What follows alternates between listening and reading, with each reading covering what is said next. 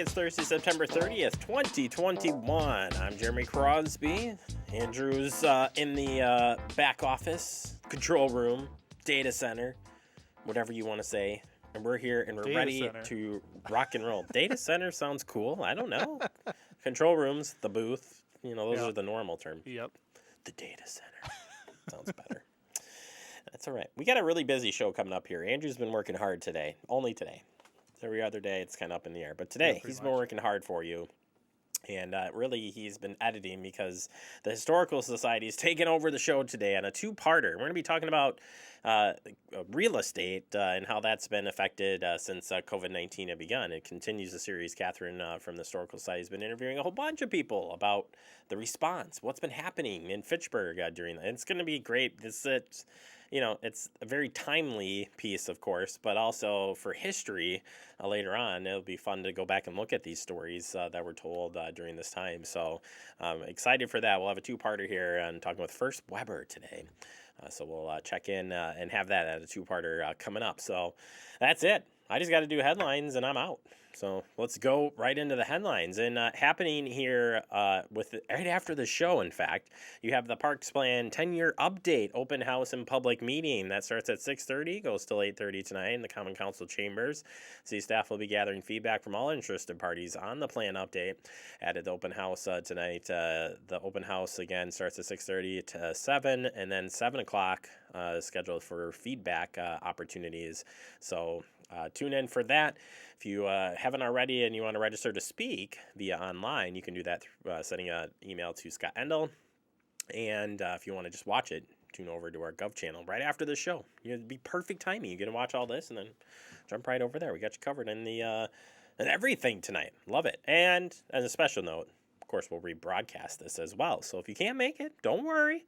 We'll start over. We will replay it. It starts over and replay it. You get it. All right, Post Roads shots fired incident. This happening on Wednesday, September 29th, around 8:45 p.m. Fitchburg officers responded to the apartment complex lot in the 2300 block of Post Road for a report of property damage. Investigating officers learned that caller's car had sustained damage from several bullet holes.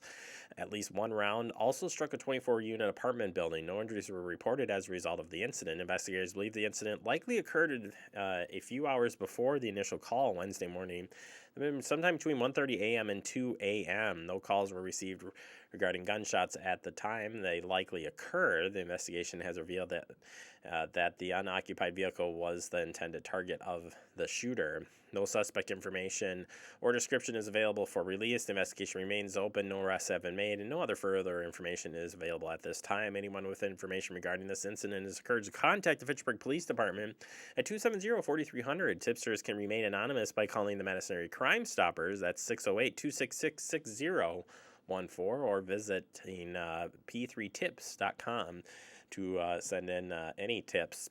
And we have all of that information, by the way, is at our website, fitchburgwi.gov. Click on Public Safety in the Police Department, and you can get all the different ways to submit tips there. So if you got any information, please pass it along.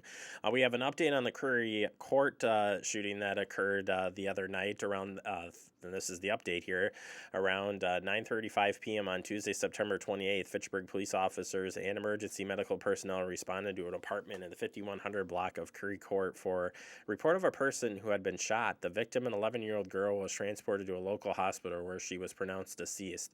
A 15-year-old was taken into custody and transported to the Dane County Jail, where he was booked on a tentative charge of first-degree reckless homicide. The investigation remains open. There's no further information to be released at this time, and the Dane County Medical Examiner's Office is continuing its investigation, and the victim's name will not be released at this time.